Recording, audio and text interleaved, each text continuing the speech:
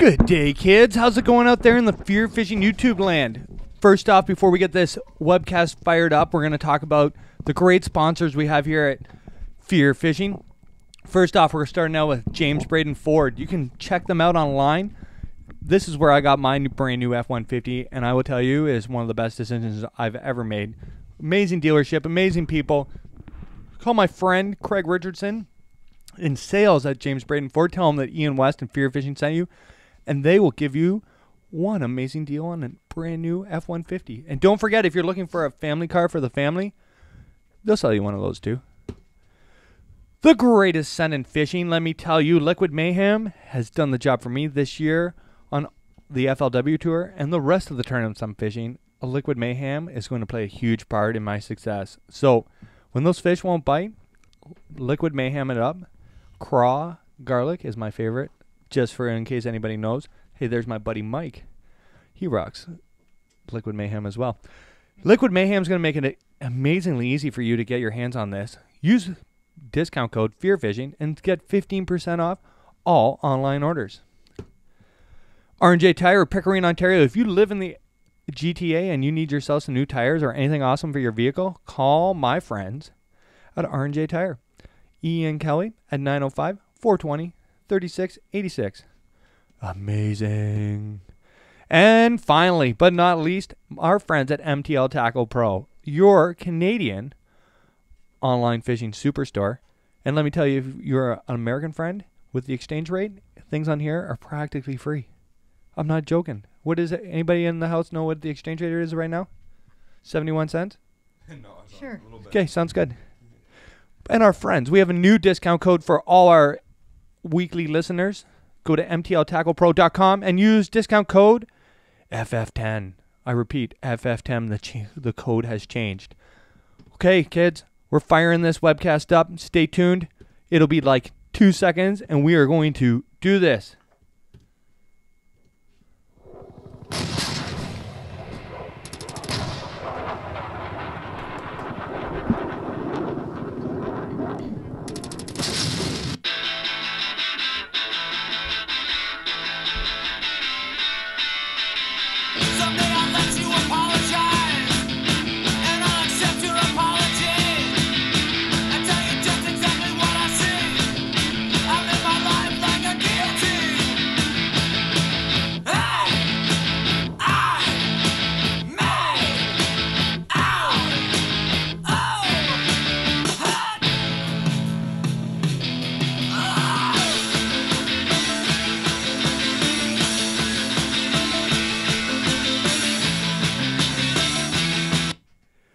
Here we are. Welcome, ladies and gentlemen, to another Fear Fishing webcast. This is episode 23, and as you can see, I'm fired up. I'm ready to do this. I'm pretty excited, pretty pumped. Marley back in the co-pilot seat. It's been a while. How's it going, brother? You missed a big one last week? I did. You were super pumped, too. Yeah, I was really pumped. You're a big Cavanaugh fan. Huge. That's awesome. A little bitter about this one. I did say hi to him for you, though, off camera. Oh, did you? Yeah, I did. Oh, that was nice. I told him I was like, my tournament partner Marley is going to miss this, and I was like, if they had professional walleye fishing here, he wouldn't even bass fish. I keep calling him, but he won't answer my messages. We'll have to talk to our friend Keith about that. He's a super cool guy, though. I'm telling you, That was a good story. Best story so far. We got to fix that camera. I don't like that. Do you see that camera? Mark, can you just swing that ours down just a hair? It's low. Yeah. You're not getting my good side. There you go. Keep going. Keep pushing it. Push it. Push it. There we go. Right there. I feel better about that. I like that more. We want the kids at home to be able to see us. That's perfect, Mark. Thanks. Something else for my resume. Yeah, you are now officially a tech guy. You're moving up in the world. Oh, yeah. It won't be long before you got your a whole media company going. Well, it's going to be a while. Well, so for first-time listeners, I'm Ian West. I heard the cattle in this. I'm coming up with new ones every week. I heard the cattle. I'm like a bit of the cowboy on the open range of podcasting. And where did that come from? Who told you that? it was spur of the moment. I couldn't even do it. Couldn't do it. I broke silence. I'm sorry. They all get the point at home. So thanks for joining us. This is episode 23. I know I say every week that I'm excited to be here, but I got shows 24 and 25 pretty much lined up, so it's looking good to 26. Great success. Yeah, Marley, introduce yourself. My name is Marley Horniak. Where are you from? I'm from north of Coburg. Where'd you Originally from Port Hope. Yeah. Big fisherman in town, Port Hope. Huge. Local legend. Someday Some would say. Someday we'll have a Hall of Fame of fishermen in Port Hope, and I'll give you the nomination. Oh, I got nominated? I thought I was just automatically inducted. What? I guess we've probably served the tenureship that you have to. I want a statue in front of that city hall. You know that old guy with the sword on the horseback? Down by the river, though? Like yeah. the brass one? Yeah. Yeah. For sure. The brass west? If OJ can get one at his house, then I deserve one in the town of Port Hope. That'd be all right. Yeah. Right at the boat launch at the best spot, too, so nobody can fish it. Yeah, for sure. Reserved. Reserved. Me holding the sign that says reserved fishing for Ian West. I want mine with the net right beside the brass net. All right, throwing it over to the couch. Amber, I want to say happy Mother's Day. Thanks. Thank you so much for joining us. I want to give a huge shout out to my mother, who may be watching tonight, or she may be gardening. But if you're out there, Mother, thank you very much for putting up with me for almost 34 years. And I want to send a huge happy Mother's Day to my stepmother, who could be watching too. So to all the mothers out And there. your mother-in-law. My mother-in-law? My mom? Oh, yeah. I love that lady. Oh, yeah, that one. Yeah. I don't think mother-in-laws get a Yeah, a she happy does. Mother's She's Day. awesome. Yeah, they She's epic. Mine got flowers today. Mine's epic. Delivered. Oh, really? Wow. You're gonna dig Well, yourself don't I such feel a like a hole. piece of shit. You're gonna dig into yourself such a hole. Let's hope she's not watching or never watches. Oh, that sucked, dude. We are live. I can't even edit that. Look at he's like what it like. Shut up. So thank you again, Amber. Amber, you got a story for everybody? Moving on to Mark. Mark, thank you so much for joining us again. You're all dressed up. I've been out to dinner with my mom for Mother's Day. Happy Mother's Day, Mom. That Happy is a Mother's Day, beautiful story. Mother-in-law, Joan. Yes. And my wife, Joan, of course. That's beautiful. I talked to Joan the other day. She lit some Did candles, Did she tell you about her? I wrote on Facebook, I love fishing. Yeah. So Joan said, how many times a week do you have to tell me you love fishing? Or how much do you love fishing? And I said, more than breathing, but just less than dancing with you. Oh, yeah. Suave. And then she liked it. So Yeah, I you was, know what? yeah. You're getting a brass statue. I worked pretty hard. I put up some epic dance moves that night. You did? Yeah, I did. All night. A whole night. We had a little We went fear to the fishing. local bar. Yeah. We went out Oh, for I some heard about drinks. this Yeah. adventure. I danced with Mark's wife like it was 1999. I didn't even get a dance. We went for wings. I don't think anybody got wings. No, I don't. No, think we so. drank a lot No. of Come on out for tequila. wings. There was beer. no food on the There was table. tequila. Tequila? Oh, we had. Too much We Patron. did eat those potato skins. You might have. You ate potato skins. You too. ordered them. Yeah, you don't Did even I? drink. Yeah. You don't I remember? didn't drink and I don't remember. You were tired. Yeah. Oh man, that's beautiful. And as always, behind the producer chair, my partner on Saturday at the worst walleye opening ever, Scott Walton. Hey, like to say happy Woo! Mother's Day to my mother, my beautiful wife Tiffany, and my mother-in-law Sue. Nice. Yeah, That was something smooth, like buddy. That was smooth. That was You got a planned. great. You've got a whole bunch of women in your life who really help you out. You're always available to do webcasts Oh, and, yeah. and go fishing. Yeah. Oh, Super. always. Wait till Oh. I get home and the door's locked. My stuff's in the front yard. Yeah. You'll make it through. Great. And Throw out the fishing stuff. Yeah. as they're watching right now, they're loading it up. Oh, I don't have to worry. That stuff's worth way more than he says he paid for it. I'm lucky my wife doesn't know how to use YouTube. So. No. That's what you think. Yeah. Oh, That's what she said. Sandbagger. Yeah.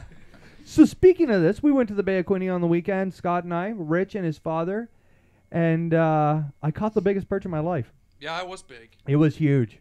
It was a tank. I'd have to see Like a pictures. pound? We didn't take pictures. I was so mad that I hadn't don't caught have a walleye. pictures? No, it was like this. It was huge. I was grabbing. You know the what I net got him on? until I seen it was a perch. Jig and wrap. Really? Yep. It was a big one. Oh, like Those a things monster. catch everything. They're just crazy bait. They're universal. Like you Yeah. can use them anytime. Bass fishing, we caught a ton of bass on them, smallmouth. Yeah. So we casted crankbaits forever. Saw nothing. We vertically jigged forever. We Yep. saw nothing. We talked to a whole bunch of boats, and they saw nothing. So Scott and I went home. We went and met people. So you guys didn't fish the river. We did. We drove all the Did way you? from Belleville, and we cranked the bass boat. I had her just a flying Yep. to Through the thousands river. of people. No, it wasn't bad until we got to the lighthouse, Okay. and then it was like a little. It was like downtown Oshawa, Yeah. and then when we got when we got to the turn, it was like downtown Pickering, and when we got to the mouth of the river, it was like the QEW. DVD. Yeah, it was terrible. It was like lockdown. Hong Kong. Nothing. Yeah, it's the worst. I think they didn't even have that many fish wade into the Derby. Oh, really? They were yeah, and I noticed a lot of the hardcore walleye guys in the stats went to pike fishing because I heard pike fishing was really, really good all over Ontario, except for Mark was. Not me, yeah. You know what? It was okay in the morning. Yeah. I definitely saw the fish that would have put me up there, but yeah, we only ended up getting one. The limit was 3, for pike, and we had a good one. we got halfway. We beat half the field with one fish. Oh, really? So I guess we were on the right ones, but and it Where still was that, didn't get Balsam? big- That was Balsam. It still didn't. Get Ball big sack. fish. I hate that lake. Did you fish the classic there last year? I have fished the classic there last year. Didn't that suck? And the one before that too at Balsam. Oh, we were there too. No, we weren't. We skipped That that was, year. Skipped it. We skipped We it. weren't we doing went, it. We went almost died camping. that weekend, man. We went camping last year in the rain. Wasn't that the worst thing ever? Like that lake to me is already disappointing as soon as you see it on the schedule, and when you get there, it's more disappointing. 'Cause And it's when windy and raining. no, before Yes, it is. before it even started to rain, I was like, I don't want to do this. I was like, there's no way in hell we're catching 10 fish in 2 days. We're terrible. Like, oh. I had to sit myself down and I'm like, we're gonna figure it out this year. Yeah, for I'm sure. like, I'm gonna put the time in and we're gonna do Pre-fish? it. And we pre-fished and Monsters. it was unreal. Oh my God, we saw gigantic. Unreal. I hooked the biggest largemouth under a dock, and I throw like a mile to get under this dock because we'd seen so many giant smallies. And what does it do? Tip on the rod hook, set hook, land this fish, and he goes, "You son of a bitch!" Yeah. And then first day of the tournament is pouring rain like I've never seen rain in a tournament before. Get to our first spot. There's 4-foot waves on it, and Blown out. and then we go to our second spot where we'd seen schools of shallow smallies. And we started whaling on walleye on jerkbaits in 4 feet of water, and that's pretty much when we realized this wasn't happening. Balsam's probably my least favorite lake in that whole series. The Balsam, It's terrible. I would rather. Guys love it though. Oh, I know some guys do. Guys love it. Some I would. I can't even think of a lake that I hate more than Balsam. We don't like it. And you know what? You want to see a small. Well, it's not a small lake. No. but It's a it's small not- lake. It's a small lake. Let but, 'em talk. It can pick up. Like Oh, it gets windy. wise and Yeah, it's gnarly Like for I said, we its almost died. size. I think it's because it's not long. It's like the perfect square. Like it's not rectangular. It's like the perfect square in the middle of that thing. If it's blowing north and you're on the north shore, you're done. If you're on the south shore and it's blowing south, you're done. The thing, there's a giant island in the center. So But it at some doesn't- point it there should doesn't- be like a It calm doesn't spot, bring. but it's not like no, that. because our fish were on a point, and that point should have been protected, and there was 4-footers coming from each way to our point. it's a crazy lake the way they all. Yeah, you get a messed up. 3-footer come on the left side, a 3-footer on the right side, and it was 6 feet by the time it hit us. It's kind of like Simcoe in Orillia area when you get running through there in big waves. Like there's odd waves that are bounced off islands and created weird waves. If It's a that makes crazy any lake. sense. It's a crazy lake. It is. It's not like rice. When rice blows, it just blows. Mm-hmm. It's just a constant stream of shit. Balsam is sucks. You can't even fish it. You know, it just sucks. Ball sack. Yeah, Balzac, 100%. And I'm not taking that back. I'm sorry to the people who live in Cobequid, Ontario, And Rosedale. Rosedale, but your lake is terrible, man. Terrible. It's tough fishing. Unfriendly dog people too. Yes, not very nice to dog people. Hey, you know what? The day like yesterday, nobody on the lake and everything. Yeah. Still saw jet skiers right around us. No, of Can course. you believe that? Yeah, assholes. Why don't we were you in a tell us we how were you in a really tournament feel? one time, and they were going behind me in my wake, right? Mhm. And I slammed the brakes on. I just let the throttle right off, and one of them just about plowed into my engine. And I was like, dude, what if I'm stopping to fish? You're just gonna run me over? So and there's not. And I don't even care. You can send the hate mail. There's nothing weirder than two guys on a jet ski. No. It's not that cool. Like when you're like every time you go by my bass boat and we see two guys hugging each other on a jet ski, the two of us are laughing our asses off. It's hard to make it we look stop. masculine, that's for sure. The weirdest is the guy in October with the jeans on. Yeah. You know what I'm saying? That guy creeps me out. 4 nuts in a jet don't mix like at all. It's just, man, it's like when you see guys snowmobiling and there's 4 nuts in a track going down the trail. It's like, just buy your own machine, man. Yeah. Like you, yeah. Well, we always say the amount of nuts cannot exceed the amount of wheels on the vehicle. But No. how does that apply to the... It's 4 all- nuts on it's- 2 wheels, like But 2 guys on a there's- bike, not happening. yeah, exactly. A on car, motorcycle. truck, cool. It's because No you're problem. sitting beside each other. But once you get into that snuggle position, and like you know they're going fast, and you've got a whole like jet skiers the worst because all you got is a life jacket on and a pair of swim trunks. What do you grab them onto, dude? I've never even been on a jet ski. I'm so against these. People have been like, I've been to people's cottages and they're like, do you want to drive my jet ski? And I'm like, not in a million years. Am I becoming that? Ever. I hate those people. And you know what? And all the cottage associations hate the bass fishermen. Isn't that something? You know why? Because they all own jet skis. That's the only way I can figure this out. Or man, you're like flipping a wheat bed, and all of a sudden they just come out of nowhere and they start doing circles around you like a gang of ski-doers They or didn't do sea-doers. that, but I've had that happen. Yeah, for I've sure. had guys in tin boats come off their dock and start wheeling around. Yeah, Just that- like you see on YouTube. That's happened. We had that Yeah. time. Remember that guy? And he had his grandkid with him, and I was like, wow, your grandfather of the year. But he had like a bayliner. He threw his kid in the boat and Yeah. started wheeling around us. Yeah, and he was mad, and I was like, dude, you should have been here yesterday when I pulled a 5-pounder out of that dock. You ever fished Sturgeon. Dalrymple? I've never fished it. No. I got shot at Dalrymple twice. Twice.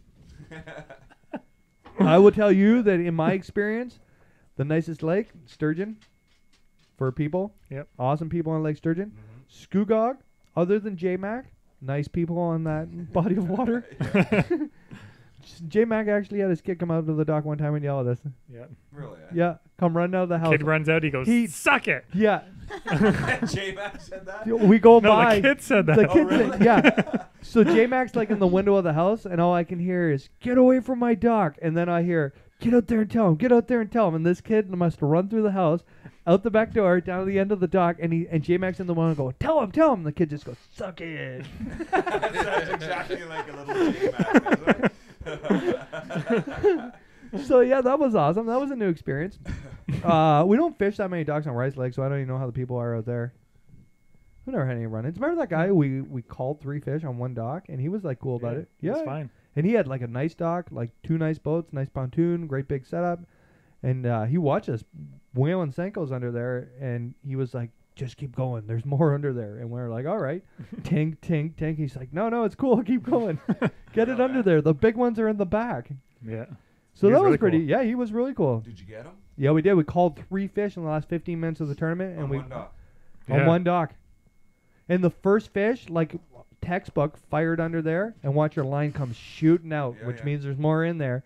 Set hook on him. There's a 3-pounder and 2 more. And then we run back. And I think we got 3rd place that day. Yeah, we had like 15, Yeah. 8 or And we were something. coming back like a long run, and we had nothing, and we were just like, let's try this stretch of docks. So we'd caught a couple fish in the past, 3 fish, and I'll bet you it was 2:45 when we pulled the drone motor and had it in. Give up. Never give up. paid out. Paid out. I don't think I think we've caught some fish along that stretch again. Oh, yeah. It's not much there too. It looks like a shitty stretch, sand. Those are some of the best. Yeah. Nobody else Nobody bothers to go. It's kind of way out of the way too. It's not like one of those spots. The docks that get pounded are the ones on the way back that are perfect to fish. Those ones get just annihilated. This one's way out of the way. It's kind of a pain in the ass to get to. It is because it's pretty treacherous driving the boat through there. It's one of those trim and pray. You made a commitment to go in there. Yeah. Put your money down on that. Well, set you it can't up. give up. When you got if you got 13 or 14 pounds, you're right. You're one You're fish right away. there. Yeah, One yeah, yeah. fish. Especially if you got a dinky one in there. Like if you got 13, 14 pounds and you got a 12-incher in there, you're one fish away from cash. Yeah. You'll get paid. Sure you are. At least you'll get your entry fee back. That's the big thing. And you just can't give up on it at all. Like, you see lots of guys at the end of the day, and I don't want to get on the rant about tournament guys again and not competing. But you see lots of guys at the end of the day just messing around, casting into nowhere. Sitting down, eating a sandwich. Oh, yeah. You just need one fish. Yeah. One fish. And it doesn't even matter if a roll of duck's been fished 20 times. Some big fish might have just rolled out of the back, or you never saw baits. He could be there. One moved up. One moved up. One moved out. One got called. One got called. Anything.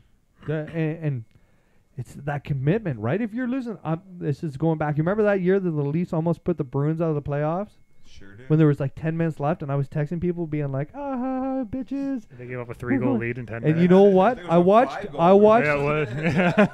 I watched an interview when they scored the first goal, and Lucic was saying that Jaromir Jagr, who was probably 38 at the time, leaned over the bench and said, "There's 10 minutes to go. We can win this. Everybody have a deep breath, relax. There's all kinds of hockey," and they beat them Leafs. He said, and Lucic said he never had. It was that calm, collective. There's all kinds of time. Don't worry. We can win this. And they went on to beat them. And it was like 5-1. Oh, yeah. That was a mess. It was terrible. I remember watching that period. Like It was like a typical Leafs game. It was like a whole Leafs season in 4.5 minutes. Yeah. Okay, there, Scotty. Let's call in our first guest. We're running a little behind schedule While here. you're calling him, somebody's asking about Rice Lake, and they want to book a Father's Day trip for a surprise. Yeah. They want to know when the walleye fishing is really hot there. We next weekend it opens, and then we can let them know.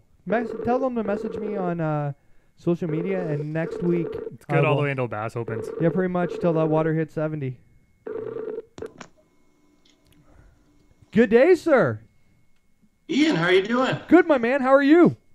I'm doing real good, thanks. The first off, congratulations on the big victory. Thank you. That is very exciting for yourself and all of Canada. We love to hear how our Canadian boys going down there and putting a hurting on them. Yeah, there's a lot of good contenders these days. Absolutely. The first off, why don't you tell everybody at home what you won on the weekend? Oh, man. Well, I won the Bassmaster Eastern Divisionals down at Douglas Lake in Dandridge, Tennessee. That's awesome. And I was talking to some of the other anglers from Canada who fished the event, and it wasn't an easy event at all. The fishing was pretty tough. No, it was. You know what? It's nothing like any of the Canadian boys had ever seen before. It's a reservoir. It's about 12-foot low right now from summer pool. So the fishing was a little bit tough. They were right on post spawn. And I think they were just starting to school up a little bit, and guys weren't getting on those schools. I found one that was biting for 3 days, so I got lucky there. And now, a big thing up here, and our Canadian anglers don't like to travel at all. Now, you made a huge drive down there to do this. When you how did you figure this out? How did you set your pattern up in a short amount of time? Well, you know what? Just tons of research. Douglas Lake is widely renowned for an offshore bite, deep bite, schooling fish. There's no weeds at all. You can graph fish. If you see fish, those are typically bass. I learned a lot this week reading my electronics, knowing what bass look like on the graph versus catfish, white bass, walleye. I mean, they really stood out. It was really cool. And weed marked a few schools. That's what I focused on, is looking deep with a bit of a shallow pattern backup. Fellow Port Perry Bassmasters, Cooper Gallant, Danny McGarry, they pre-fished with me, and they helped me find these schools. So very cool. It was very good. That is super exciting. And I guess the big lesson for here and all the Canadian anglers is that, you can drive and figure this out. Tournament angling isn't exactly it is kind of rocket science, but it's possible to show up to a lake in a short period of time, figure out the fish, and especially for you we have no deep largemouth fishing here. There might be a couple lakes, but we don't have reservoirs. I've never dealt with 12-foot water dropping, so it's possible for guys to travel and figure this out. Oh, for sure, man. I think, bottom line, bass are bass all across the continent. And you just got to find a way to make them bite. You got to find them first. But you know what? Bass are bass. That's right. That's great advice. It's that whole KISS, keep it simple, stupid. They're just fish. You can catch them on Yeah. your home lake. Just got to find stuff on that looks like that. Now, this is the real exciting part for me that I wanted to talk to you about is when you were younger and you got into bass fishing, you fished in a small boat. Tell us about your first tournament boat. Wow. Our first tournament boat was a 12-foot Sunray fiberglass boat with a 9.9 on it. I remember my brother and I fished our first top bass event. I think I was probably 14. He might have been 17 on the Tri-Lakes. And we actually cashed a check, a real good check at that event. Nice. You know, it was fantastic. So that at that point in time, you know, it was pretty, we knew that we could compete in a smaller boat, just young kids. We got laughed at the ramp, but you do not need a big boat to catch fish. That's for darn sure. And I think that that's a big part of what kids are missing today is that, you know, if you have anything with a trolling motor and a live well, you can sign up and do this. 100%. Yeah. Homemade live well. Make sure the aerators are good. Lots of moving water in there. You can do anything. That's awesome, man. And you know, all the way from a 12-foot fiberglass boat to where you are now. And what's the next tournament on the road to the Classic? Well, the next one is the Nationals. It's going to be in early October. They haven't announced the venue yet, but typically it's central U.S. somewhere, Alabama, maybe Tennessee. Rumor had it that they might be going to Texas. Ooh. So I've got another big road trip ahead of me. That's really cool. And, you know, other than the fact of fishing the tournament and winning the tournament, which is awesome, what is the experience like meeting all the different competitors in a great big tournament like that? Well, you know what? The best experience that you have on these Bassmaster events, you know, first off, you got to qualify for this tournament. You got to make Team Ontario through the Ontario Bass Nation. Yep. And along with me, there's 9 other boaters and 10 non-boaters that make the trip, along with a couple alternates. Meeting those guys on the team is always fantastic. You come away knowing 19 or having 19 great friends, and the guys this year were no different. So I can't wait to get to know those guys a little bit better. I mean, first and foremost, Team Ontario here was very helpful. Meeting those guys is great. That's awesome. Yeah. And I think that that's another big part of fishing is you know, it's not just about the fish. It's about the camaraderie and the lifestyle of fishing. Yeah, and going down to Central U.S. as Team Canada, basically, you know you're the underdog, and I'd say we did pretty good for a bunch of Northern boys. You guys did Yeah, I'd say amazing. so. Yeah, you guys did awesome. And you know, I was talking to Scott Walton, who you've known since you guys were young men, and he messaged me and he told me what you had for your weight, and then about 10 minutes later he writes me back. He's like, "Holy shit, he won." Holy shit. And so, but it's good to see people watching this and getting excited. And, you know, I saw lots of posts on Facebook about all this. So it's really bringing to light what's going on in Ontario when we have so many great anglers doing well in the States. Yeah, it blew me away as I was sitting in the hot seat. I mean, my phone was blowing up, and my wife was at home, of course, watching the weigh-in as well. And, you know, the iPad was just ringing, you know, nonstop email. I think in a 2-hour span, I received something like 320 emails. Wow. Congratulations. You know, it's just crazy how many people are following the sport now. And it is. And it's blowing up. And, you know, I get to talk to a lot of guys in the States, and it's big in the States. But over the last 5 years, I've noticed a big change in Ontario bass fishing. Have you started to notice the momentum growing with the sport? Oh, 100%. I think it does have a lot to do with guys like the Johnsons going down south, doing very well south of the border, making a name for bass fishing up here, and showing us that we can do this, you know, that we can compete down there. So I think it's getting bigger, and the new Ontario Bass Nation high school program that's going on is just bringing brand new blood into the sport, more kids, and these kids are online all the time. I mean, they're very savvy that way, so they're watching everything. And you were telling me that you run a program with the Bass Club you're in. Can you tell us about that? I do, yeah. So we founded the 905 High School Fishing Club. It's a Ontario Bass Nation affiliated high school fishing club. So we've got all these kids that they're going to compete in a couple tournaments this summer, and one of which on August the 12th on Bay of Quinte.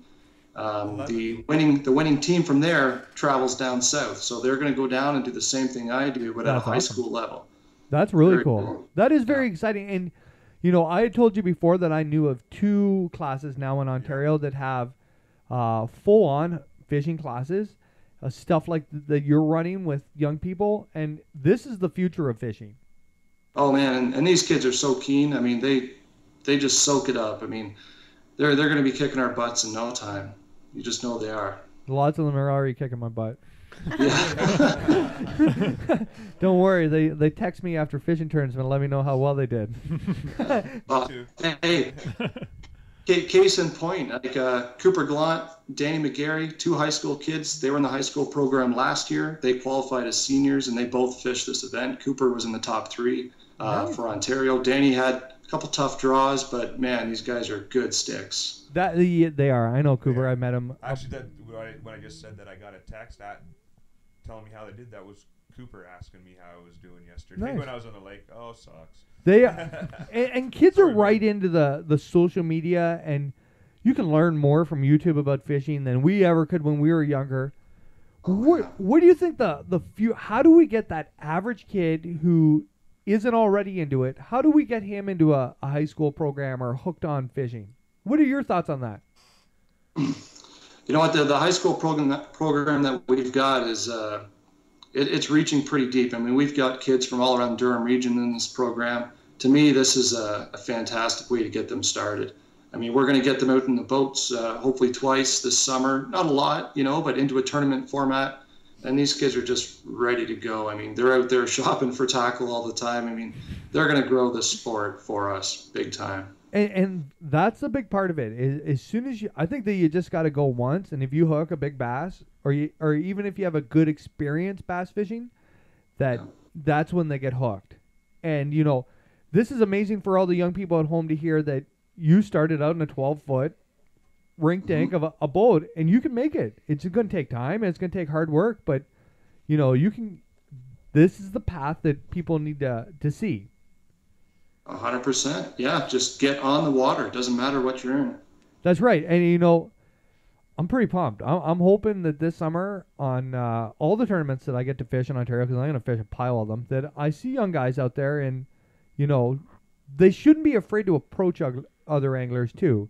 And I think that guys who are fishing tournaments and guys like me and you have been doing this a long time, that we need to reach out to those kids. There's no need to laugh or point fingers, but you know, give them the best tip you can give them some support, and you know, that way we'll get them back. Yeah, you reach out to one of those kids and give him a helping hand, he's, you know, there's a very good chance he's going to stick with it. Well, Mark, I want to thank you so much for joining us on the program. I know you got to be tired. That was a long drive. Yeah, man. Well, you saw me earlier. Yeah. Pretty beat up, right? So, yeah, I'm tired. But it's good. It's a good tired. That's awesome. What's your best fishing story, Mark? Yeah. Before we let you go, I got Amber over here giving me this. What is your best all-time fishing story? Well, you know what? It can't be this one either. I think it happened 2 days ago.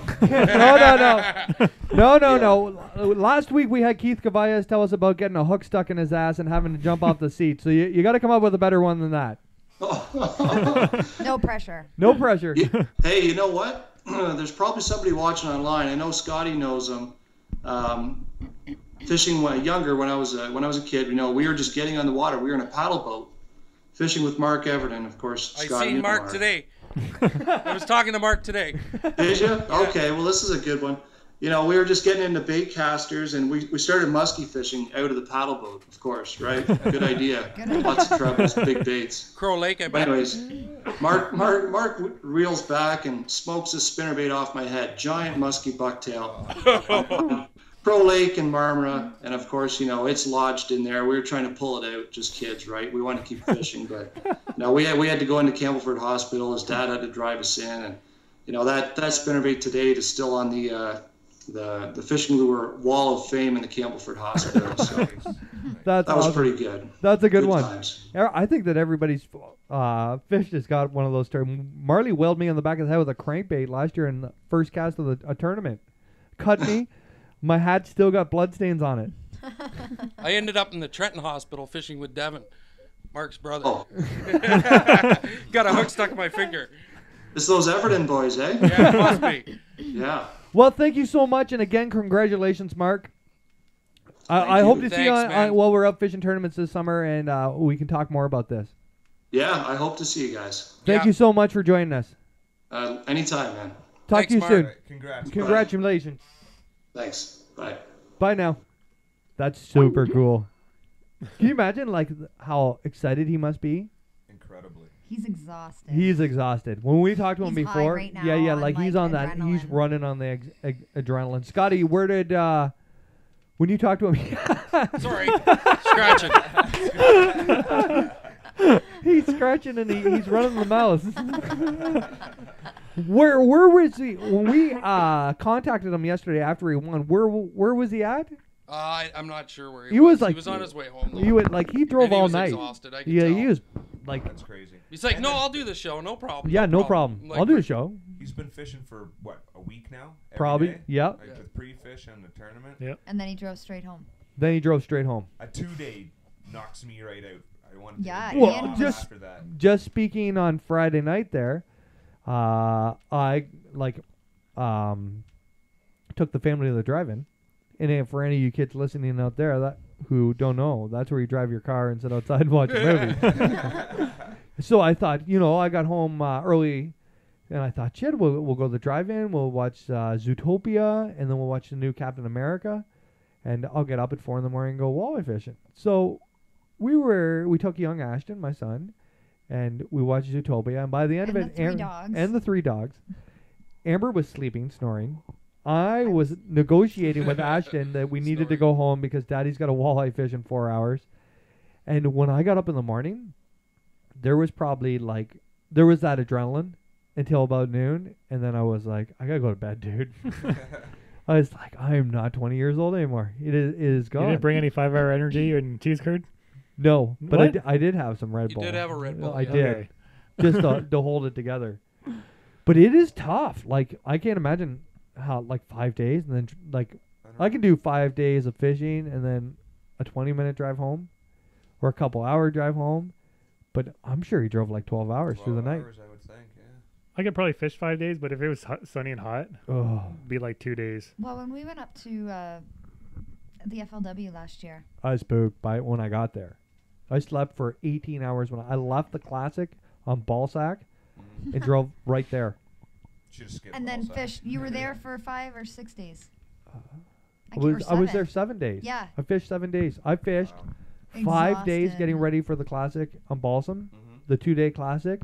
When we weighed in, drove home, unloaded the stuff that I needed for Ballsack, loaded the truck up with my clothes and stuff, and drove right to Big Rito from here. Wow. Then I slept from. I didn't pre-fish the Monday. The Monday morning, We had to I get a went phone. I had to get a phone because it cooked in my Oh, pocket at the right. Classic. Oh, no. Right? I got there, I slept for 18 hours, and I fished for another 7 days. Wow. And then I drove home, and I was stupid in the head. I No, I couldn't, drove I home, couldn't even didn't I? think. Pardon? I drove home because you. No, were I drove the truck. Oh right, and I went with my mom. Yeah. Yeah. It was a So I family did affair. drive home. But it was cool. That was a great experience. We took the whole family. The mother-in-law, my mom, my stepdad, Oh, cool. all the kids.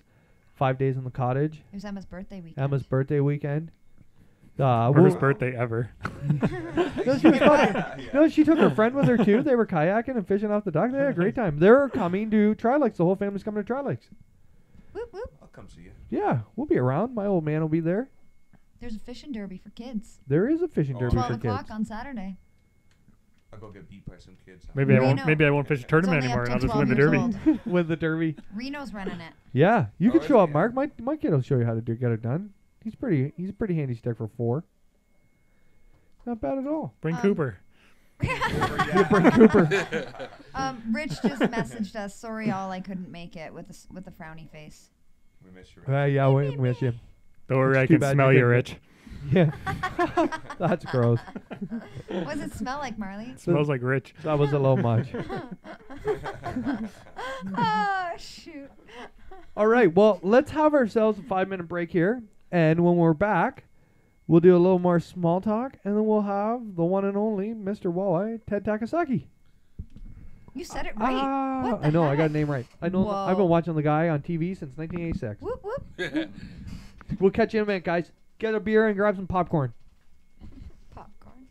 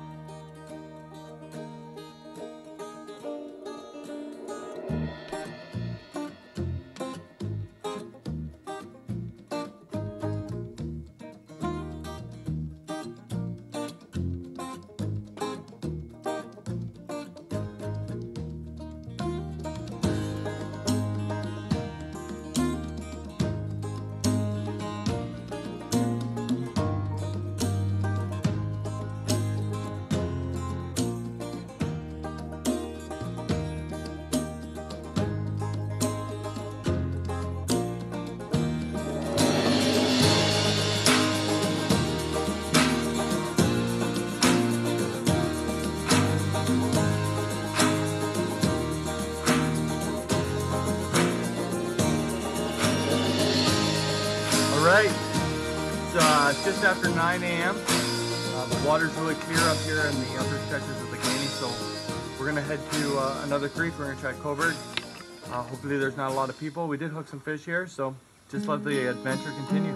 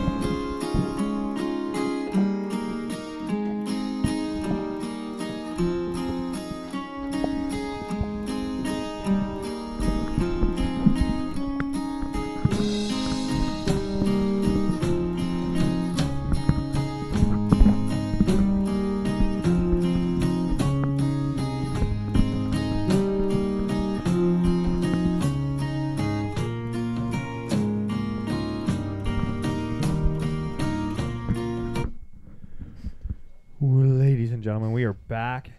I'll let everybody grab their seat. Have a quick second here. Deep breath. I don't know what You that. alright, Marley? I don't know what got green lines for. That green line's kind of making me mad, eh? It's just getting a little bigger and bigger. It's just cruising across the screen. You pretty soon you won't be able to see Marley and I. I'm censored. The CRT has finally caught up with us. You know what's killer? What? This is why, like, reference. This is why our fish look small. Yeah, exactly. This is a tall can of beer. Tall boy. You see that? I've talked to people about that That's before. a tall boy. Look how small that looks. Good There point, is a Marley. huge thing when you see somebody who's small hold a 3-pounder, it looks gigantic. But when somebody big holds it, it doesn't look so big no more. Or a small one held. Yes, yeah, that's true. Very deceiving pictures. I'm just going to throw this out there. Speaking of and conceiving, and Scott knows more about this than me, so Scott, bring yourself on the camera. I don't even know what they In the States, they had cheaters caught in the kayak series with tape measures that weren't the real tape measures. Yes. And Yeah. we've dealt with this in Canada with the laundry basket situation. What's it with the cheaters? They custom made their own. So when they kayak fish, they measure the fish on their board, and they take pictures, and it's by length. So somebody had their own measuring stick custom made, so it made the fish look bigger. Isn't that just saying that you're a loser? I don't know. I'm gonna lose. I gotta cheat. I saw that video. I saw a video where The stripers, yeah. the striper video. We'll get into that one next. Oh yeah. I haven't seen it. Total Oh, douchebag. it's horrible. Like, you know, I like to stick up for the young guys, but that guy was just asking for it. He'd like nag them. Did you see the second video where he made like a spoof of it? He threw No, the I fish didn't. back and he's like, "Oh no, I did that wrong. Shit." No, I didn't see that. I see Yeah. the original one. So let's get back to the cheaters. I saw another Facebook video where a guy had laundry baskets down in the south. Oh, no, it was a 40-gallon drum, like one of those blue ones they'd use for like a guinea rat. Yep. Cut, zip ties, holes poked in it. Guy found it, pulled it up, throwing not even the winning bag. That's what he was saying in the video. He's like, "You losers." It wasn't even the winning bag you cheated with. But maybe Idiot. that's how you get away with it. Maybe. Yeah, you get third or Come fourth. second, yeah. third, Now- fourth. And then all of a sudden, it's- Take a little bit all at like at a time. Where was the other one? We have our situation up here in Ontario that we dealt with last summer, which was shit. Like that totally, and it just hurts the industry, isn't it? So what the guys that get caught? What do they get? They can't fish tournaments anymore, and some people pointing fingers at them. Yeah. I don't think you'll ever see them at a show or anything. Do you think that if they're cheating, they give a shit that much? Like, do they care? Probably not. Probably not. No. What do you do? Like, how do you stop this? How do we, like, and now the controversy is that for our reference in Ontario, if somebody we've never heard of shows up to a tournament this year and does really well, we'll all think he's cheating. Exactly. That's Yeah. the problem. Even if they're legit. Or If- even the guy that's doing his homework and going out. That's right. you No, know, totally. Spending the time on the lake. He's Somebody goes on a it. tear, he's always cheating. Yep. He's cheating. So what do we do? Do we make it mandatory if somebody puts up a complaint that you have a boat follow them? Because I heard another story on the weekend, actually. Scott and I heard this, and I won't use the names, but somebody paid the entry fee to a tournament, followed these two guys around who were doing really well. They never saw them catch a fish all day, and they weighed in 26 pounds. What? Yeah. That was the story we heard on the weekend. They weighed in 26 pounds, and the people who paid the money to followed them never saw them land a fish. Wow. So do you think this goes on more than we think it does? Do you I think this when is a there's money rare invo- occasion? When there's money It's involved, tough, eh? Yeah. And there's only, one way to really get rid of it is just do like the pro-am thing. It's a draw. You don't That know is- each other, yeah, that's right. When you get teams together and, It sucks. you can't have a marshal in every boat. No, you It just doesn't can't. work. Maybe I think the random marshal helps a little bit. it would. Like maybe. If it's like a but total where do random draw. we find the volunteers for this? No, exactly. Yeah. Because there's no money in it to pay them. Maybe we could find No, these no. high schooler kids. They can learn fishing and make sure nobody's cheating. Hey kid, want to make $500? yeah. You want Sure, man. You want a new Love to. You want a new iPhone? Score. Shit, there goes that plan. No, I think most kids fess up, but there's another position that if they did draw guys who were cheating and the pressure was on, and we don't want to put kids in that situation either. No. Oh, exactly. Intimidation, the whole deal. The good thing about this is I can only think of like 4 actual real deal. There was another one ice fishing, and the guys caught them the night before drilling holes. Yeah. Has anybody seen Yeah, that one? I And the saw guy that walked one up to the too, hut, yeah. and that guy was just like, Your all day's right, you over. got, yeah. You got me. The guy, and he was all right about Yeah. it when he got caught, but Yeah. that's 4 or 5 I can remember real cases of actual people getting caught. And I got to think there's a couple 100,000 people in North America fishing bass tournaments. Thousands of tournaments Yeah. a year. So the ratio is probably good. That there's probably not a lot of cheating going on. But again, what do you do when you find those cheaters? Yeah, it just looks bad, right? It just looks bad for the rest of us. Yeah, there's ways that you got to deal with it that is going to stick. Yeah, for You know? sure. And that's the thing. I feel that these guys who cheated, they're just at home laughing at everybody because they made money because they've been cheating. Lots of it. They got lots of cash. They had a brand new bass boat. Well, they probably don't give a shit about the growth of the sport, and they're just sitting there laughing, soaking it up, threatening to sue people. Got away with it. Got away with it. Yeah, totally. Just yeah. Shit. We've had some people ask how walleye opener went for you. Yeah. Sucked. It was terrible. It was tough.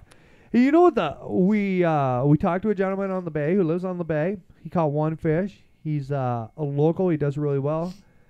He says they're just spawning. Water was 51 to 56 degrees. He says they're all up in the river spawning, which makes a lot of sense. Yeah, so they're behind. They're behind, way behind. That's cold water for first week of March, And May. you- You got that shit written down, Marley, in your book? No, I don't. Not walleye stuff. Not walleye stuff? That's all up here? Just in case somebody finds the book? The Walleye- stuff that really matters? Walleye's like a month and a half. I just wing her. You just Just wonder? give her. That's all I could hear all day yesterday. Wish Marley. We should call Marley. He knows how to catch 'em. He'd know how to do this. Stick his finger in I the knew it air. wasn't gonna go. Yeah, good. you know what? We would have called him. He'd been like, "What's the water temperature?" I'd have been like 54. He'd been like, "Go home, give up, it's over." I did that. I did that 54 on opener the- before, and I won't do it again. It's tough, eh? There's just too many people. Yeah. I think I don't know if the numbers are there at Quinny that the inland lakes have, but the obvious draw there is the monsters. Yeah, Oh, for sure. and that massive derby, right? Yeah, and I thought this year with the ice conditions being so shitty that there should have been a lot more fish around. Yeah. What are your thoughts on that, walleye guy? Well, if the water temp, if they're spawning and you can't fish any of the fast water, there's only one place they're gonna be, and you can't touch it. So The struggle's real. the struggle's real. It's tough. There was a lot of disappointing faces out there. Who won? What do you know the weight of the winner there, Scott? It was just under 13 pounds. I'm not sure the name. Boom. Even if they had spawn, they probably ultra like post spawn. Yeah, that big pout. Big pout. Yeah, Where you just gotta drag it right across their face. yeah, they won't touch it. What do you got a big walleye tournament coming up? I do. You And excited? I'm excited. Oh, yeah. Are ya? Yeah, I'm gonna do Freaking some out, free man? fishing. Who Oh, you you g- know what? It's a great run. Who are you fishing that with? I'm fishing with Mr. Mike Gray. Mike Gray. This is our 3rd or 4th year, I think. He's pumped up to fish, eh? Oh, yeah. He's one of those- He's he- excited, eh? oh, You know man. he's coming. Oh yeah, he's an excited man to fish, Yeah. talk fishing, We have a anything to good do with time. it. He is a good Yeah. time. I really enjoy Mike's conversations. I like Mike. He is one of those guys who tournament morning he is there and he is excited to be here, and whether he did well or didn't do well in the pre-fish. And he's got a story for He's you. got he's ready to rip. Yeah. He's definitely on my stops. I always stop and talk to you guys Yeah. in the mornings. I stop at that boat. I head to Spiro's boat for the story of the week. Yeah, we talked Spiro in the Yeah, morning. Spiro's got great stories in the morning, Yeah. eh? Anybody fishing any tournament, if you see Spiro, make sure you stop by and ask him a story. They're awesome. You even get accents. You do. Oh, you do, and you get hands. And if he's got the lure, he'll show the lure. It is awesome. And you never hear the same one twice. I've never heard the same one twice. Oh, Spiro, I almost ran him over. Do you hear that story? I almost ran him over at Big Rito in the fog. I did not hear that over. And he told the story too while he was on the webcast. So it was foggy and you could see about 4 feet in the front of the boat, and I'm putting out there and I'm like, I'm leaving the bowl, and I was like, there can't be anybody in the the bowl. So I finally got her up on plane, and we're doing maybe 25, 28 miles an hour, just on that like verge of Yeah, dropping just back up, down. yeah. And Spiros tells the story. He's like, I hear this boat putting out there, and he's like, all of a sudden I hear, "Vroom," and he's like, All I can think is, bastard better not hit me. Bastard better not hit me. And it's coming closer, and I can't see anything. And I'm on the other side, and I'm like, oh, it doesn't seem too bad. Oh my God, there's Spiro. And then I shut her down, and I was like, all right, we'll just fish our way to here to the. They blasted you in that fog? No, this is pre-fish. Oh, okay. Yeah. I was just coming out of the cottage, launched the boat, thought I was trying to go get to my first spot. I kind of wanted to get out of. I knew somebody else was going to run, so I kind of wanted to get out of like the area that anybody would be running. I didn't have to go very far, but it was so thick that by the time I saw Spiro, I could hear Spiro.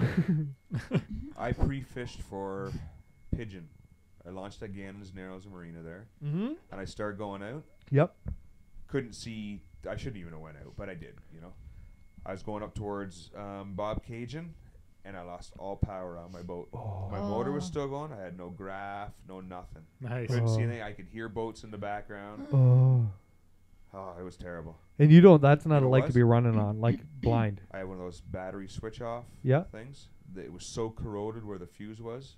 It was done. Ooh. So I actually got some spare wire, wired my graph right back to my battery, which it should have been anyways. I don't know why it wasn't, but. Speaking of fog, last Got her year, back. opening weekend, we made that big run down the St. Lawrence, and there was a fog delay for about an hour. And finally, they let us rip, and we ran like 128 miles. So we get about halfway there, and I'd never made that run before. Like, I'd made it from Trenton out to the docks 100 times. So we're going down the lake, and we're pounding there, and then all of a sudden we hit the fog, and you can't see nothing. So I'm looking at the graph, trying to find marker buoys, and he's yelling them out, red, green, red, green. Yeah, they shouldn't let us go It was dumb. at all. And so we're trying to do this. There's guys passing us. Yeah. Passing us. Look, one, I almost missed one. He's like green, and I was on the outside of it, and I had to shut her down and go back out, and I would have, I'd taken the lower end of my boat, no problem.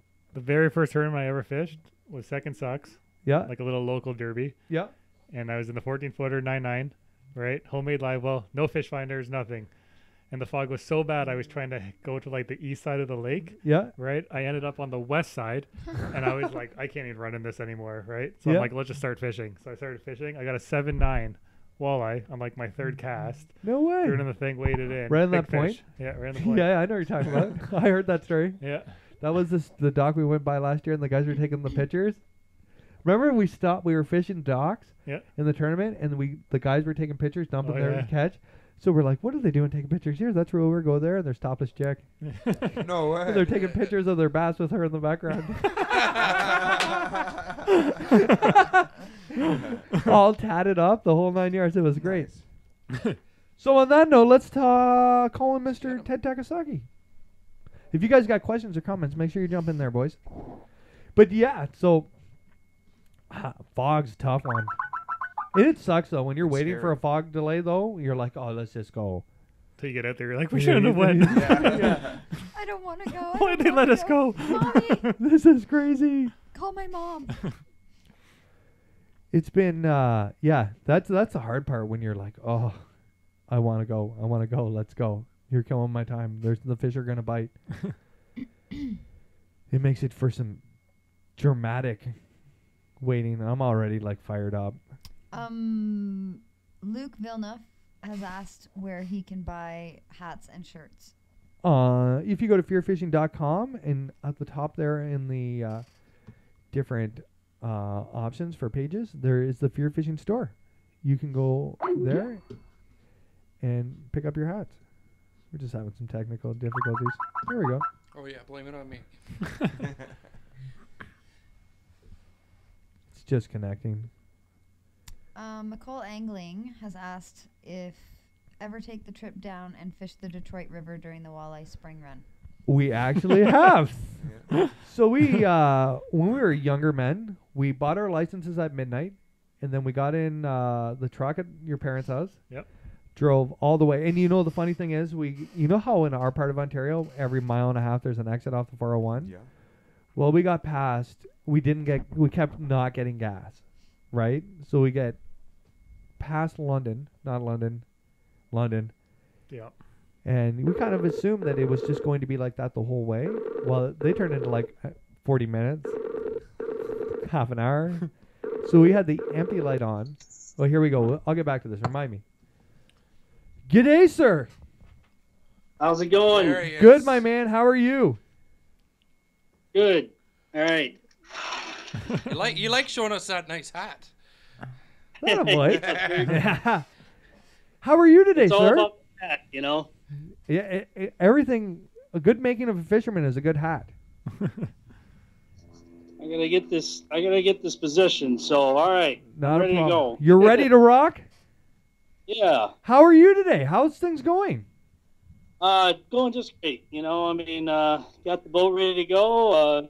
Heading out to Lake Winnebago in Wisconsin here in about 2 weeks. In the meantime, I'm just still doing some spring fishing festivals. Nice. And let's just go all the way back. How did you get into fishing as a young man? Well, my dad used to take me fishing when I was a kid. I never really fished for walleye. It was primarily catfish and bullheads and largemouth bass and bluegills. I didn't even see a walleye until after college. Wow. You know what's really interesting about that is we talked to Keith Cavanaugh on the show last week, and he said he never fished for a walleye ever till he was in his mid-20s. When he met his wife. When he met his wife, when he met the Parsons. Yep, same So, thing. same here. thing. What was That's it? right after college. What was it about the walleye when you first started getting them that got you hooked on that? I think the biggest thing is probably just they're a lot more elusive. They're not quite an aggressive biting fish. You really have to study the behavior, learn a lot of different techniques and tactics to catch them, and they're a challenge. And I think that was probably the biggest thing. That comes up a lot in the walleye world.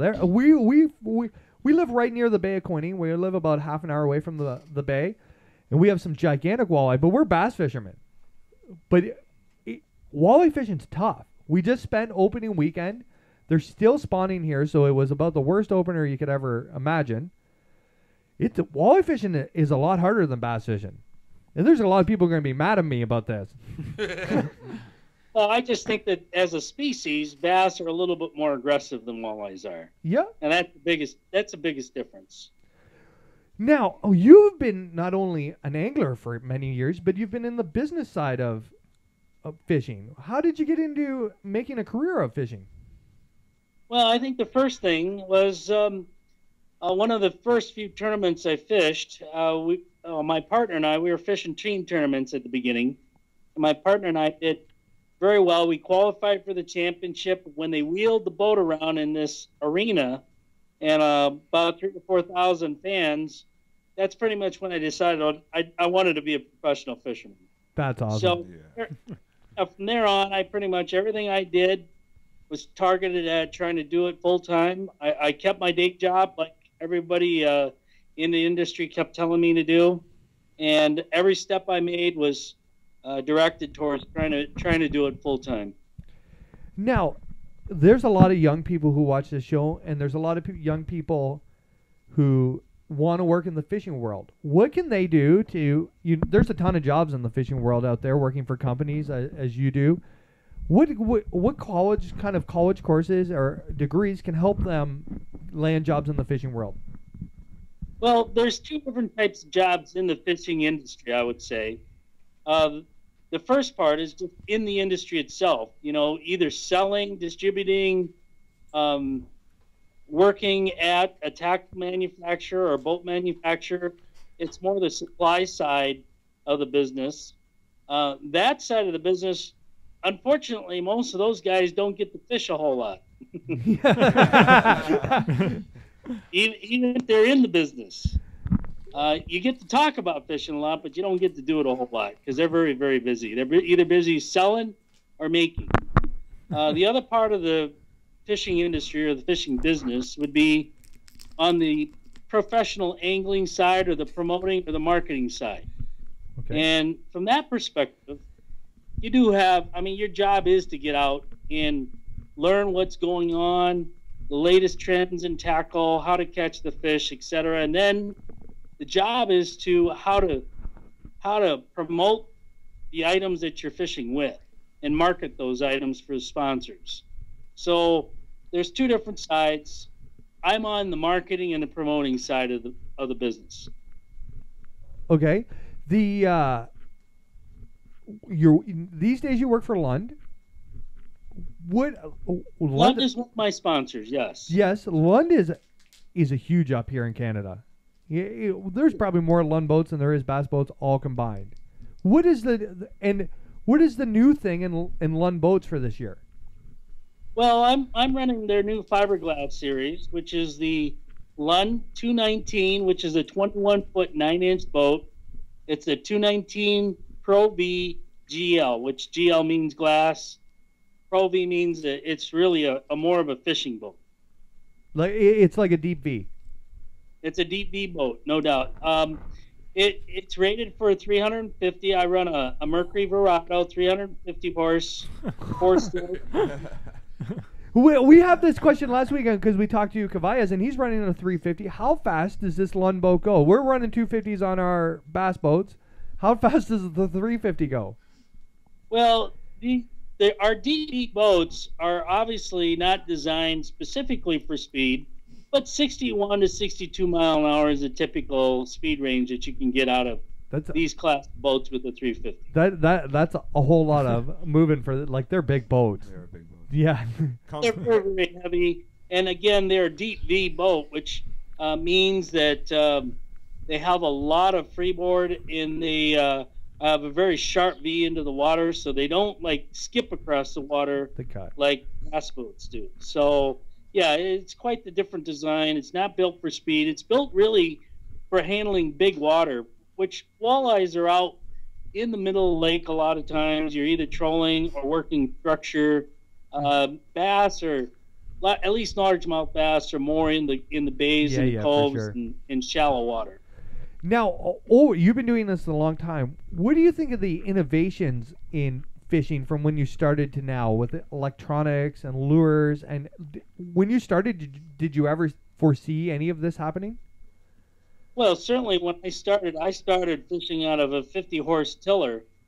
So just the progression in terms of boat technology and the engine technology and the speed and your range that you're able to go has expanded a great deal since I started fishing tournaments, which was 1989. So I've been doing it about 26, 27 years. And I think the biggest acceleration in technology has been primarily in the electronics field, with GPS and mapping technology. It allows us to probe offshore structure and try to figure out and mark fish where you've never really fished them before. Back in the old days, before we used GPS, what kind of tricks did you use to find spots and to go back to those spots? They used to line up a water tower with the corner of a house.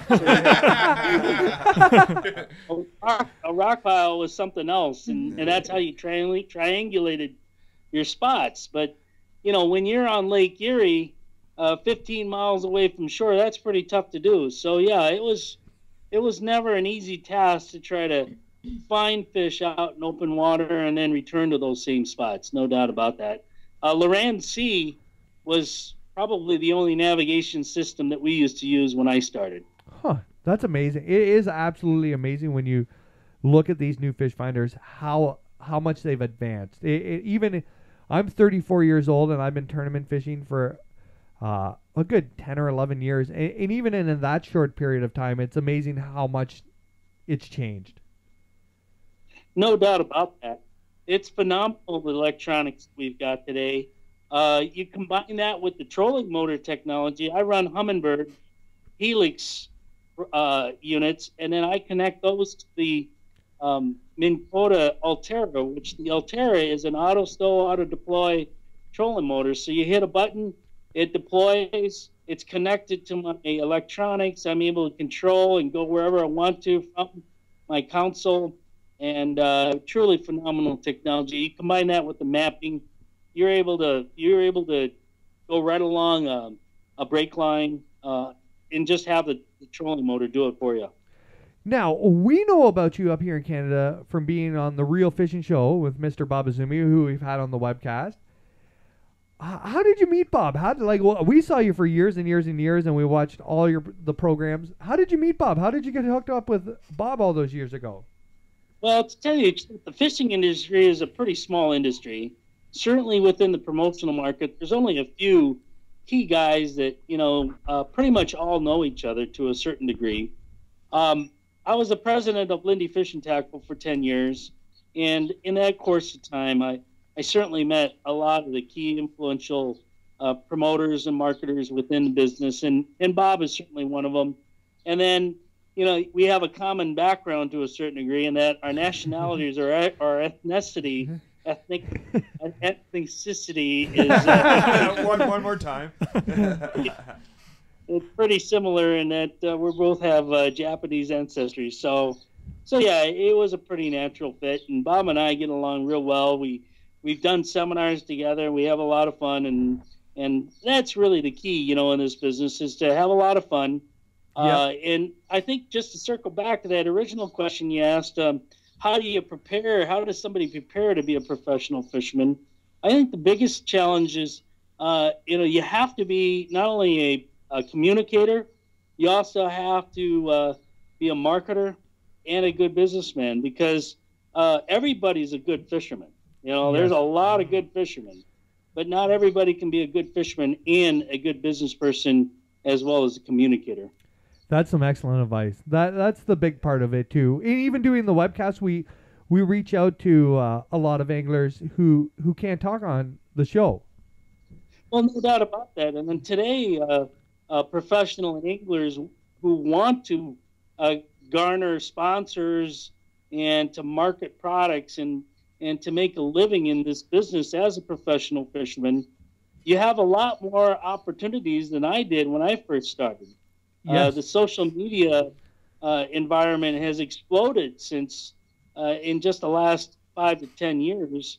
And I think that gives a professional angler a lot of opportunity to get their name out in addition to the sponsors that they promote. Yes, that is very true. And it's a great way for people getting into fishing to get information. It's a lot easier to learn the ins and outs of fishing through YouTube and social media than it was for your generation. No doubt about that. I mean, kids nowadays, they're used to doing exactly what we're doing here is talking to a screen. Yeah. You have to be able to communicate across a wide variety of different audiences, and then be credible. And that's probably the best advice I could give to any aspiring professional angler is to be credible and, promote only things that you truly believe in. That's some great advice too. Well, Ted, before we let you go, a thing we like to do here at the Fear Fishing webcast is we're going to need your best fishing story. Best fishing. Yeah. It can be. You didn't give me any prep time on that one. Yeah. That's when the We're best hoping to thing get something really good. I can recall my daughter when she was 4 years old. She caught her first walleye, and it was about a 6-pounder. She had mittens. It was pretty cold, and as she was reeling that fish in, her gloves would get caught up in the star drag. I had the back of the scruff of her neck so she wouldn't go in the water, but she kept on reeling, and we got that nice walleye in the boat, and just a tremendous picture, and I still have that in my wallet today. That's awesome. Cool. That's really cool. Thank you, Ted, for joining us. This has been a huge honor to have you on the show. It's been great talking to you, man. Thanks, You bet. Ted. Anytime. I'm just glad I was able to master this technology. To be able to That's what I was joking with everybody here. I was like, I thought these walleye guys were all right into the technology side. I could expect having to help bass guys, but walleye guys? Yeah, this one was a new one for me. Thank you so much for joining us, Ted. Thanks, Ted. Thank you. Best of luck this season. Thank you very much. That was pretty cool. I can remember watching Ted on Azumi. Oh, yeah. And that's two big walleye guys Yeah. right in a row, eh? It's Like awesome. we kicked the shit out of guests here. Like we, You think it would have done No, wait, better? not literally. literally. Not literally. Not literally. No, we asked some nice questions. we just we get the hero list and we just start striking her off. One at a time. Next. No. I think it's really interesting that Keith and Ted have the same walleye story, like how they got into it. They fished for everything in the world until It's awesome. they got into their 20s, and then all of a sudden they jumped a walleye. I find that all the time though. Guys will come out and they'll be like, "I've never caught a walleye before." They're I've tough. never caught a walleye before. It's like, really? You haven't caught a walleye before? Like, I take guys all the time It's tough. to get their first walleye. I was talking to Scott on the. I had some good bombs on Quinny, but you got to be quick when you're vertically jigging. Oh, for For sure. like you got to have. I was joking with them. I was like, if they were smallmouth, I'd have every single one of them. Because they hold on. That's right. But I was like, I'm like smallmouth fast, not walleye fast. Because when they hit, unless you get them on like the upstroke, you gotta be fast. Like, it's pretty impressive. Mark, have you done much vertically jigging for walleye? Like hair right under the jigging. boat, under the No, boat, not 30 really. feet of water, No. watching your screen, watching them come up. I'm a grub guy. Yeah. Grub, hair jigs, probably my two favorite. You got to be fast. Oh yeah. Like, It's such a distinct bite. It's like It is. It's unlike anything else out there. you can't, and it happened. It's like, it's way small. The big ones, they hit like a bluegill. Like, Yep. it's quick. And the worst is when you come up and you're letting it drop. Like, you should, like, if we're talking Ted Takasaki, Keith Cavanaugh, you shouldn't have slack in your line on the way down. I do all the time, but I watch it. Really? Yeah, you can see it. You're walleye fast. you can see it. can see it though. I've had lots of times when it was on the fall and you watch your braid go dunk and you're like, shit. Yeah. Missed it. They're I've quick. taken guys out and I'll have like 12, 13 walleye on them, right? Yeah. They haven't got their first one yet. And I'm like, there's no possible way you're not getting bites. You have to be. You're casting the same thing I am, the same spots, right? That's like me. Yeah, I'm and like, you. you just need to set yeah. hook on We went absolutely everything A couple you feel. years ago, we went opening day walleye, and I think I had about 36 of them by the time I ever got our first one. And Okay. it, All right, go ahead. 36. Go I ahead. did. Or Like, like 6. And then, the day before, And they were this big. the day before, Pete Fierro and I stopped counting at 81 walleye, and we were home by noon. but then, We I do- turned it's into shitty. the But walleye then. whaler. And then you got onto it, and you outfished your brother. And we went the And next you. evening. I don't think you outfished me I fished you from shore. once. No. That's one thing I can't do is the shore fishing for walleye. You don't like it? I don't like it at all. We went the year I blew my engine up. We went a couple times, got a whole bunch of them. I like float fishing for them. Like That was minnow, cool. Remember like, that back in the yeah. day? Were Just you? sit back and I was there at night on rice, and my buddy caught it on like an 11-pounder on a float. Harwood Pier. No, a public Been there a few times. public dock. And so we watched the float go down, and it's like the finger docks. You know what I'm talking about? Mhm. But they're about 8 feet off the water, and they're like this, right? So they're all like crooked, and we all got our lines out there. I'm using a GL3 7-foot rod, right? So we go and we're drinking beer. We're having a good time. There's about 10 of us out there, and we each got a dock, and so there's 10 floats out there, and one goes under, right? And I think it's mine. So I run down the dock. I get there, and there's no rod, and all I hear from my buddy is like, "No, you idiot! It's on the other dock." So I had to run all the way back, and all I can think about is my Loomis rod sliding as I watch this float going underwater. You're And- right. You're not walleye fast. No, no. And then about 20 minutes later, my buddy Pete Newman landed about 11-pounder. He is huge. On the float, On rice? on rice. I got 2 10s in 1 week on rice a long Wow. time ago. Wow. I got one on a real windy day, and I was tucked in behind an island. I was with my buddy Dan Sims, and I fired a quarter-ounce jig head with a yellow grub. Mm-hmm. As far as I could possibly throw it. I'm reeling in slack. All of a sudden, I set hook. I brought in a 10-1. Wow. And then 2 days later, I went fishing with you on the tip of that island. And I cast in on the edge of this weed line and maybe 5 or 6 feet of water. he stole my fish. Yeah. Because I there's a V in the weed bed, and It's I was perfect. like, there's It's gonna be perfect. one way in there. And he goes, "Oh yeah, over there." And I set hook.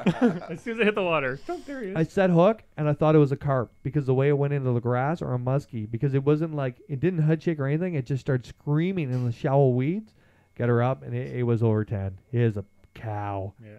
Those are good the only one. 2 great big ones. But remember, we took that old girlfriend of mine. Yep. First time she ever been walleye fishing, and she got like an 8-pounder on rice. I took my other buddy on rice, Michael Jackson, English lad Yeah. from England, white guy. We're fishing this opening day fun walleye tournament. He's maybe fished 4 times in his life. We're on a weed edge, and I'm working the weed edge really well with a grub. He's got a grub cast about 1.5 miles behind the boat, trolling on the outside of the weed edge. And I happen to turn back, and I watch his rod tip go. And I said, "Are you gonna set hook on that?" And he's like, "Oh, okay." And he works out. He's a muscular bodybuilder. He sets hook on this fish like it's a Bassmaster Classic. So he's got about. He watches you all the time. Yeah. He watches my videos, right? You'd want to get laughed So he's at. got like a medium light 7.5 foot spinning rod. So imagine the bend in that when it hits 10 pounds of walleye. So it's totally L'd out. He gets it to the boat, and he's not even excited because he's never seen a walleye before, and he thinks they're all doesn't know what this. he has. They're all this big, right? I net this fish. I get it in the boat. He's maybe 5'7", and the fish is half as long as he is. And he hasn't even smiled yet until I look at him and I grab him by the ears. And I'm like, "This is the biggest walleye you'll ever catch in your life." And then he's like, "Really?" I was like, "This is a monster. This is not like a big fish. This is a monster." Got a couple pictures from him, and we got it back. It's huge. That's part about walleye tournaments. It was unreal. Biggest fish of the day. Like it was Mike was like, at the bar with us when we went for Yeah, wings and did yeah, our wings. yeah. Yeah. It was like one of those. It looked like a quinny fish. You know how like they just get massively, Yeah. and it was probably a fish that isn't spawning anymore because it was well after the spawn that year, and it had a gut on it like it had been eaten well. Like it is fat. Eyes on it the size of toonies, unreal big.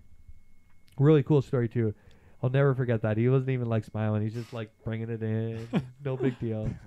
No, hold on. Let me get back to the Detroit River story. Yes, that's what I was going to tell you.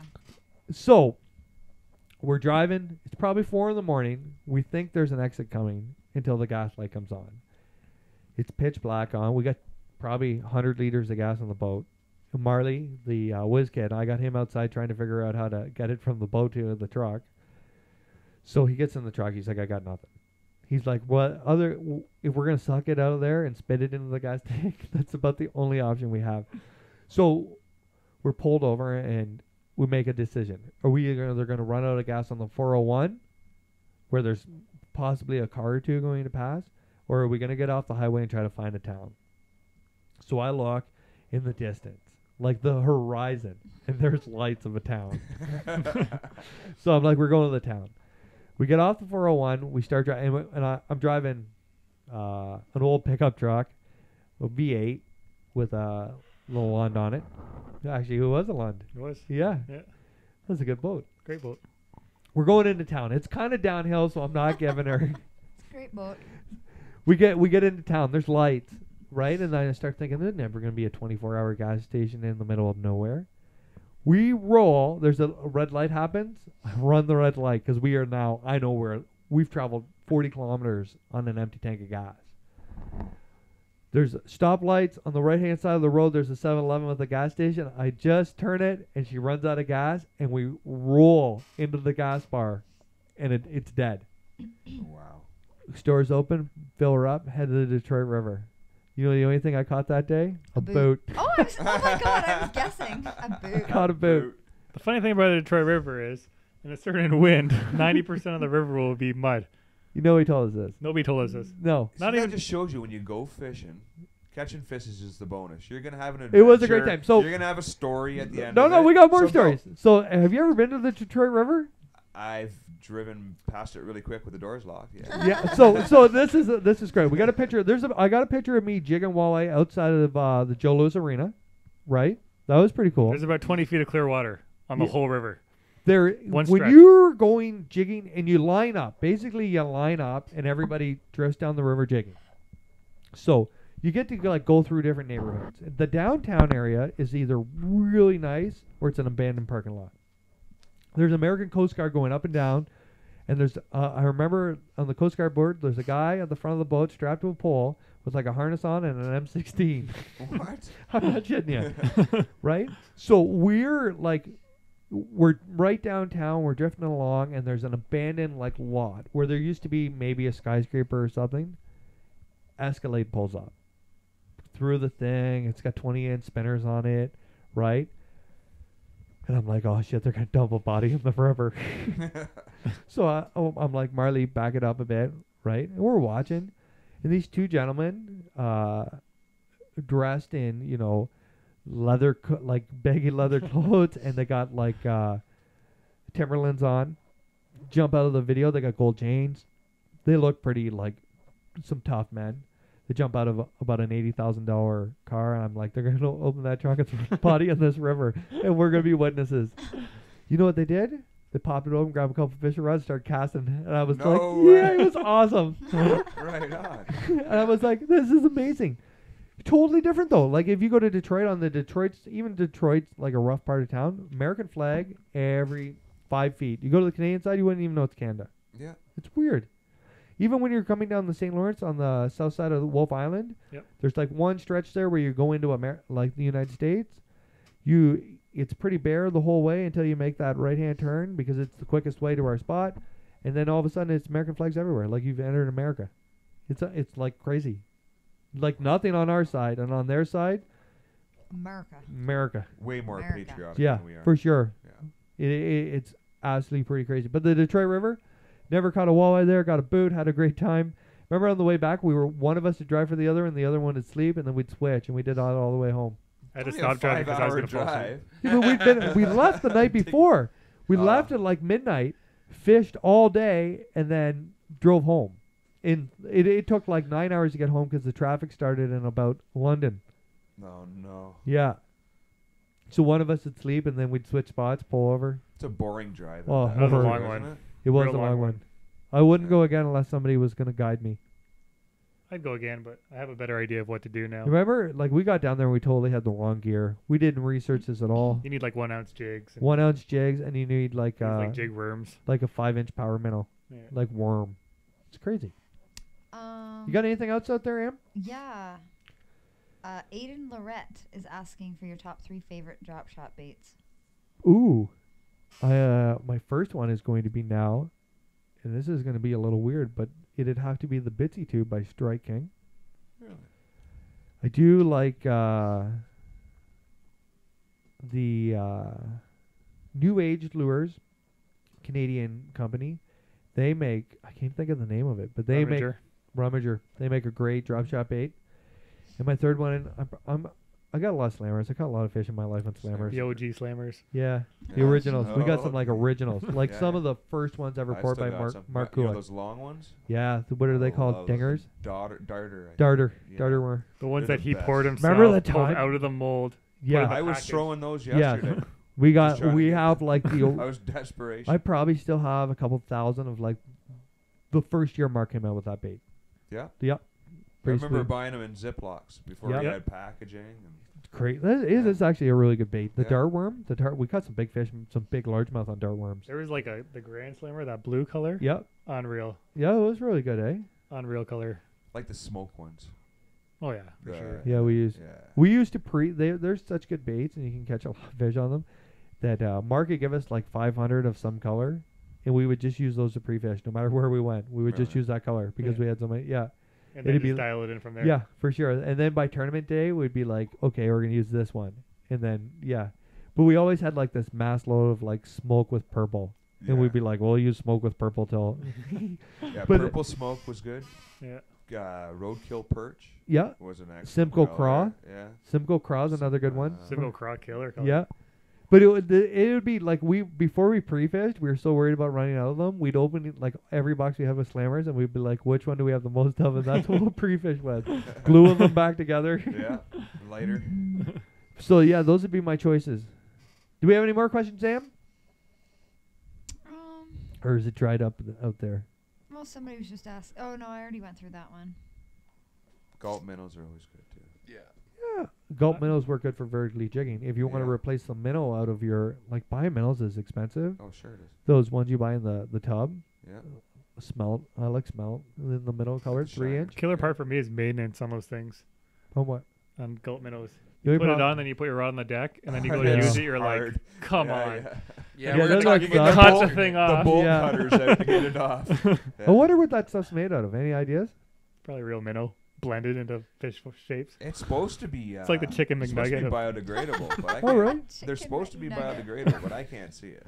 I don't know. Well, it has to be. It dries up like a worm. It doesn't take long either, It's eh? hard. Yeah. We'll have to find somebody from Berkeley to answer that question. The packages always leak.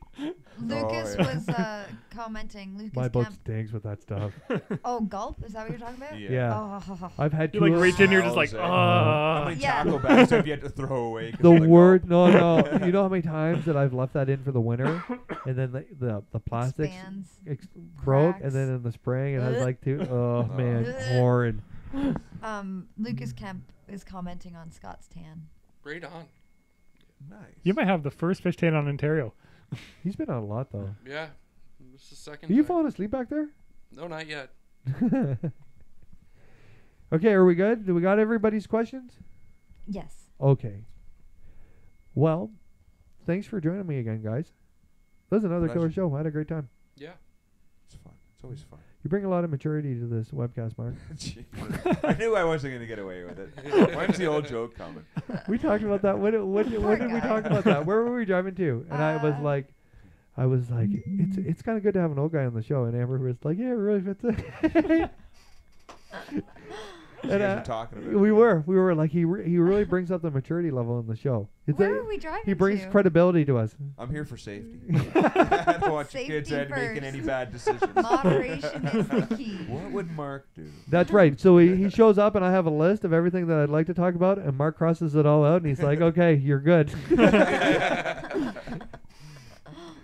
So thank you very much, Mark, Amber, Marley, for joining us. Scott, another great work. Thanks. A hell of a show, man. You've done a tremendous job here booking our guests. Yes. Working Yes, on he it. has. Amazing. You are. You're doing a hell of a job knocking this off.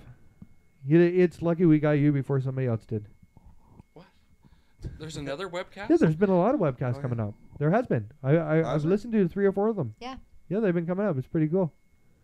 They just talk about what we talk about on our show, but it's still it's good to see them all. Did they at least do it better? I don't know. Dude, hey, it's good to see everybody talking about fishing. I've been listening to them.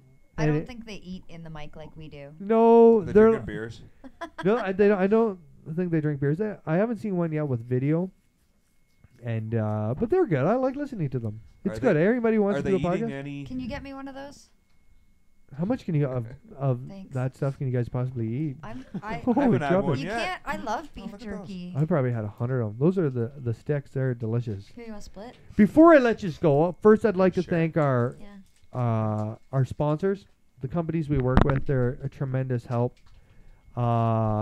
Big Chief Meat Snacks that you guys are going to chew down here This is into the my third- microphone. It's my third one. R&J Tire, MTL Tackle Pro, our good friends at Liquid Mayhem, and Custom FX, who just did all the stickers on the boat And the truck. and the truck and the stickers. And You got the boat stickers. done too? I did, man. I haven't seen it yet. Oh, Looks looks pretty good. nice. He didn't put your name on Oh, it. there he goes. Yeah. Did you hear him jump Looks nice. from like Snorville to? Oh, it's a nice one. Is that why you're parked on the road and I had to park? No, by you the wanna know stop why? Sign way down there. You know I what? haven't. I'll tell you, because that internet wire I have that runs across the middle of my parking spot, the birds sit up there and shit on my truck every day. That's now you gotta That's why it's figure parked it out. on the road. Oh shit. I Because- burnt off my whole dinner walking up here.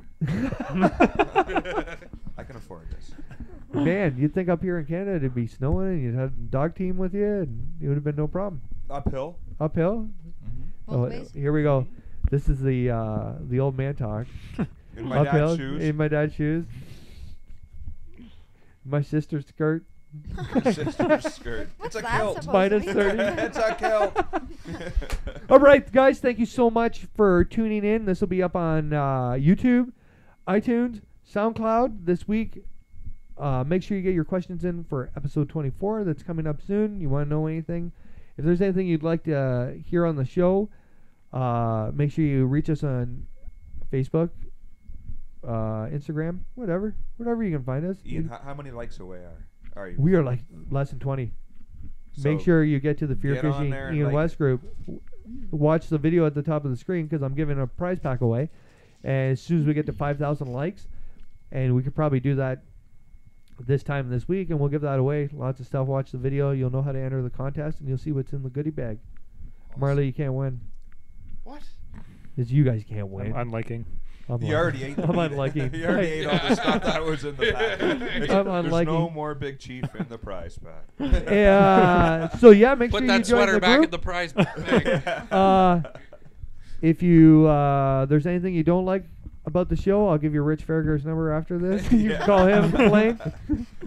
He's at home listening. So yeah, hit him up if you got any complaints. Thanks to everybody for watching and tuning in, and we'll see you again very, very soon. Bye, guys. Bye. Bye. Bye. Bye.